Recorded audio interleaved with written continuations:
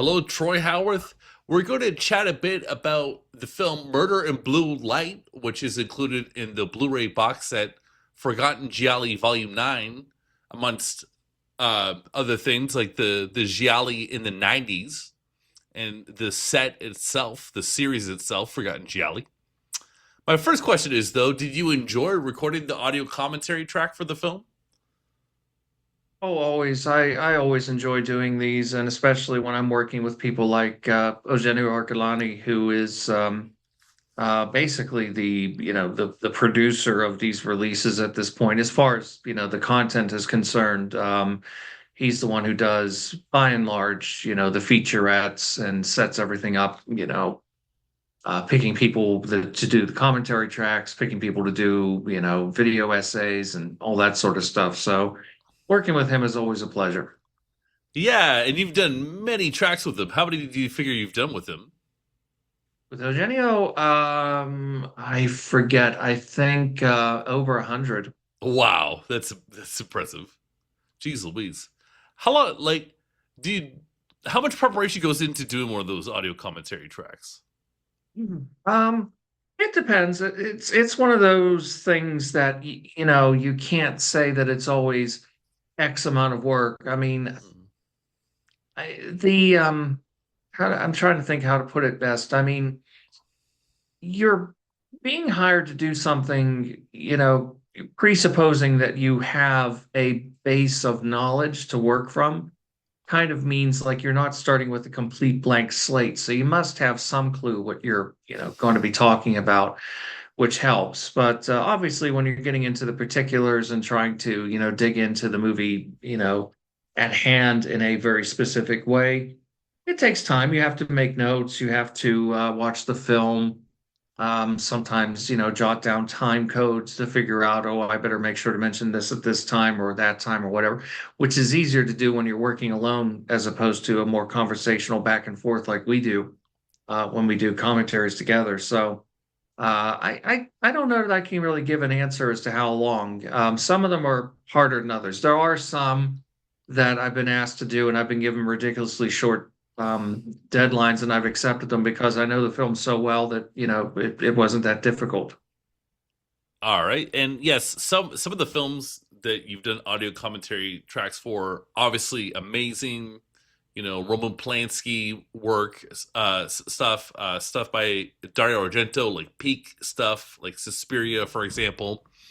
And then you've done the Barbarians by Diodato, which I like. I have a soft spot for that film for sure, and I would sort of put Murder in Blue Light more in that category.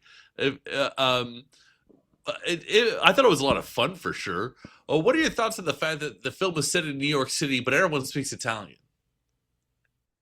Well, it's one of those films that has, to the best of my knowledge, never. Well, I'm sure if it did, it would be included on the disc, which I don't have yet, unfortunately. But I'll be getting a comp copy of the set eventually.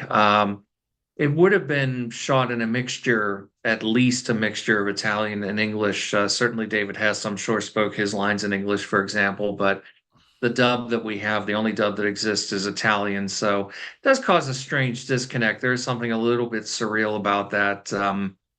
When they're going to such extremes to kind of try to convince you that it's an American product, but obviously that's not the case. It is funny though.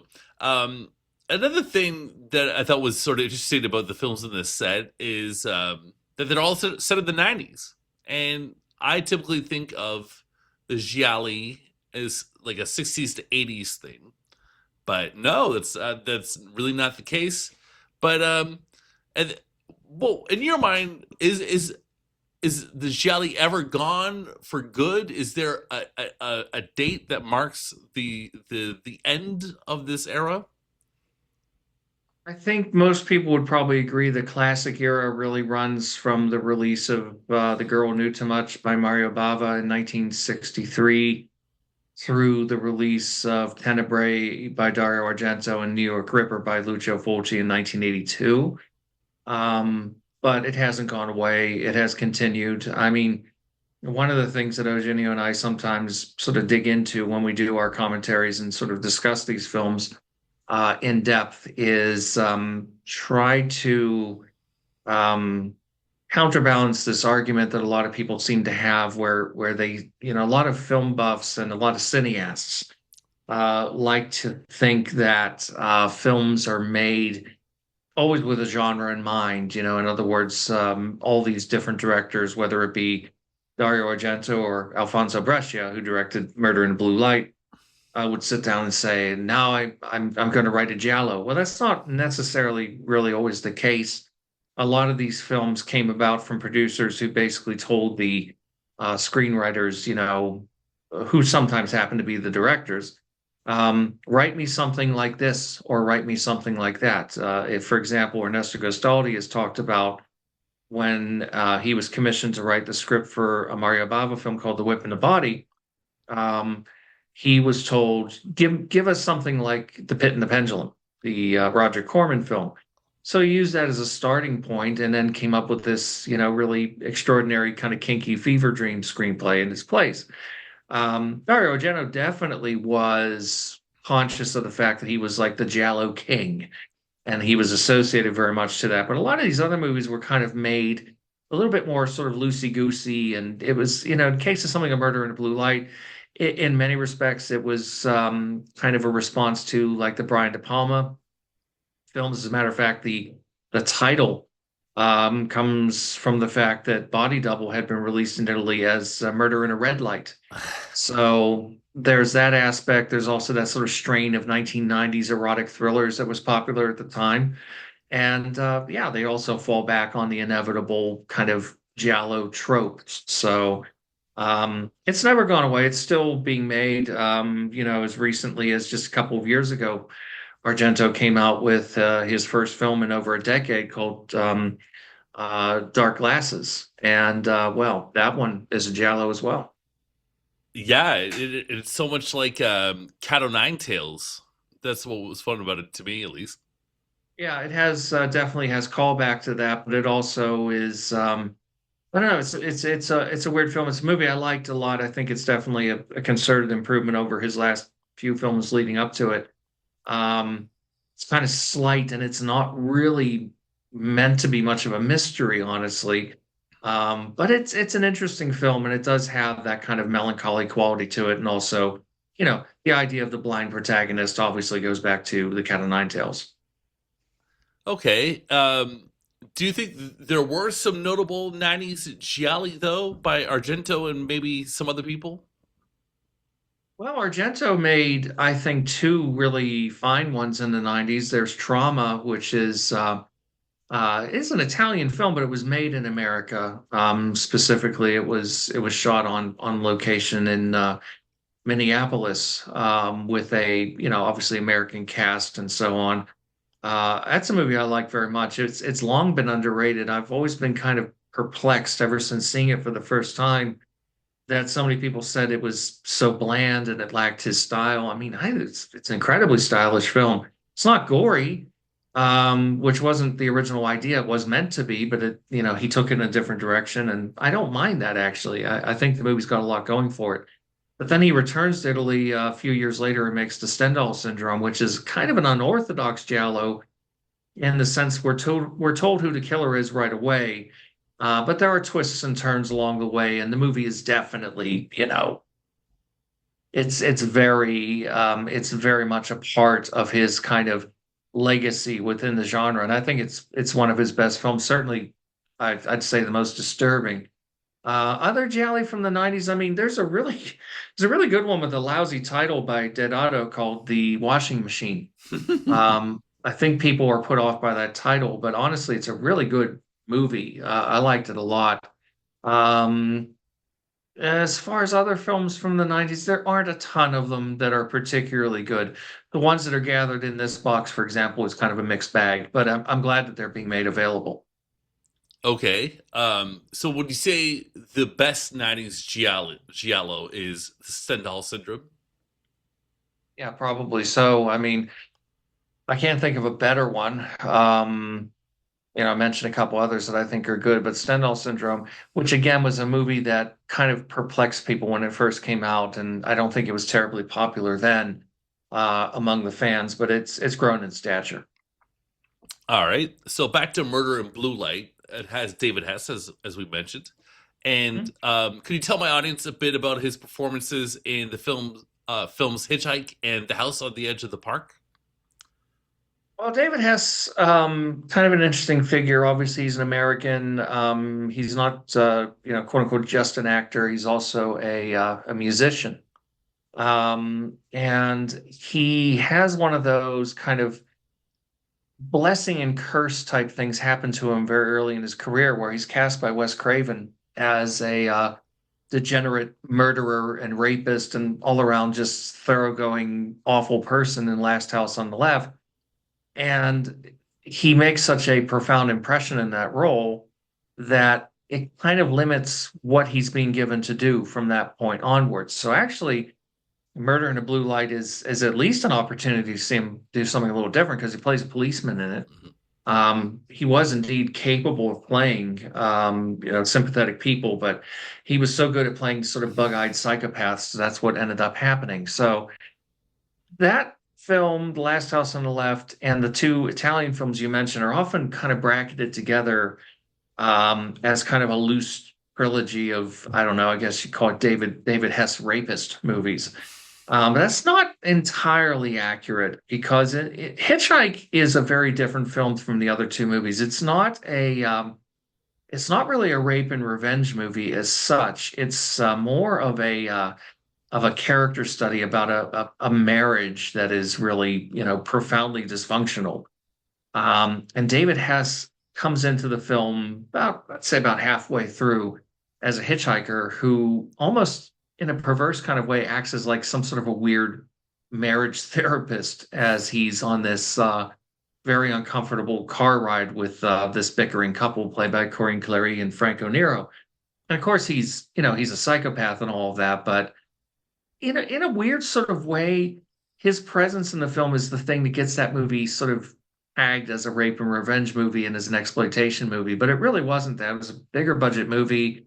It has very distinguished production personnel involved. It was a movie that had real money behind it. And if you look at the way the movie was advertised and sold, especially in Italy, it wasn't sold as that kind of sensationalist movie. So the presence of Hess kind of muddies the water there. And honestly, in some respects, you could almost, I'm not suggesting you should, but you almost could remove his character from the film and it wouldn't really change it too much. Whereas on the other hand, House on the Edge of the Park absolutely is structured very much around his persona. And he is playing kind of a variation on the character he played in The Last House on the Left. And it is a very disturbing film. It's flawed, it has its problems, but it's very well shot.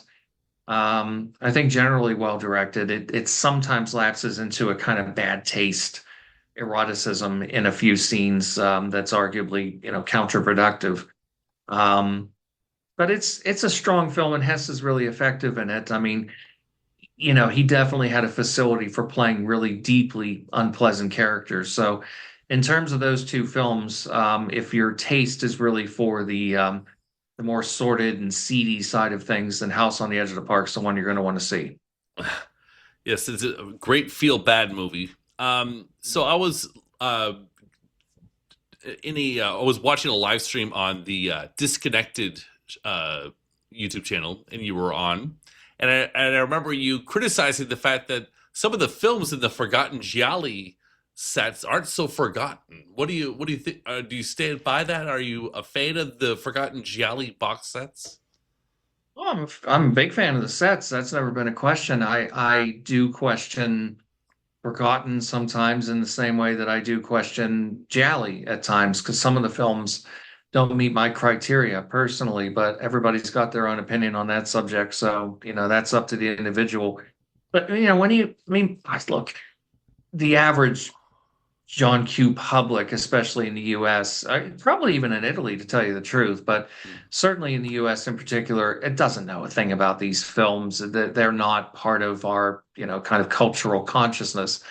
So there's an argument to be made that in America, all Gialli are forgotten, but obviously the people who know these films and care about them, we're talking about not just the big films by Dario Argento, but they've had movies in those sets like My Dear Killer, for example, and Autopsy and Bloodstained Shadow. I wouldn't say that those are forgotten films at all, but that's just quibbling over semantics. Fair enough. Fair enough. I'd say it matters, but I hear you with what you said there. There are also 9 of these sets. It's quite a lot. How many Yeah, more do you think there should be? should be as many as they can find movies to jam into them. It started, I don't remember what year it started, but I remember I participated in the very first one, and then I wasn't asked back for a few entries, and then Eugenio came on board and started producing the content for them several sets back. I forget which one he started on, but I think there's a lot of good films yet that deserve to be released. There's films from the 60s, 70s, 80s, 90s, and beyond. Again, it's questionable and how forgotten some of these films are, but certainly I think in this set, number 9 is really that's probably about as arguably as definitively a forgotten Jolly set as we've had so far. The other film in the set that I watched was Bruno Mattei's film Madness, which I thought was a Hmm. fun Tenebra style, straight to blockbuster video type of movie. Mhm. What are your thoughts of this film? Well, it has its moments. Bruno Mattei is sometimes a little unfairly sort of derided as kind of an Italian Ed Wood. I don't think he was incompetent. I think he knew how to make a film in a perfectly kind of straightforward fashion, but without much in the way of great flair or creativity.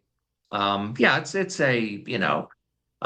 it's one of his last films before he gets into shot on video productions. Certainly, that's going to dominate the last part of his career before he passes away.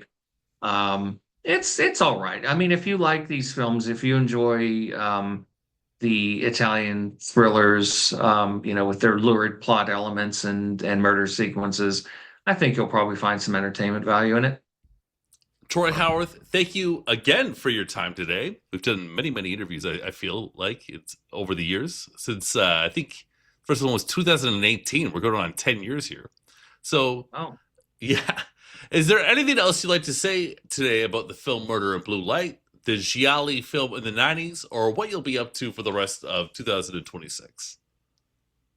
Well, as far as 2026 is concerned, there's a whole bunch of commentaries that are have either recently been recorded or are going to be recorded in the near future, and all kinds of projects are in various different stages. So there's a lot of that to come, including some more forgotten gialli. I can't say what films, and I can't say when they'll come because even I don't know that. But there are some titles lined up which I think will make some people happy. And I'm writing, well, not currently writing, but this year I'm going to be writing, and certainly I have, uh, already brought along some people to write essays for a book on Lamberto Bava, the son Oh, of Mario Bava, who's a director in his own right. And I'm also looking to do a yet another revised version of my first book, which is about Mario Bava, because I'd like to give it one more go and hopefully be happy with it this time. So there's that. But as far as Jolly in the 90s go, it's kind of an untapped resource in some ways. I won't say that it's the best period for these films because it's not. If you're, if you're really into like the peak period, sort of 1970s and early 1980s films, you're not going to find anything quite on that level for the most part, apart from some of the ones I mentioned. But there's a lot of stuff yet that deserves to be released. I am one of those people who thinks that all films, no matter what I may think of them, deserve a nice release. And yeah, I think there's a lot more to come. Thank you so much for your time. Thank you.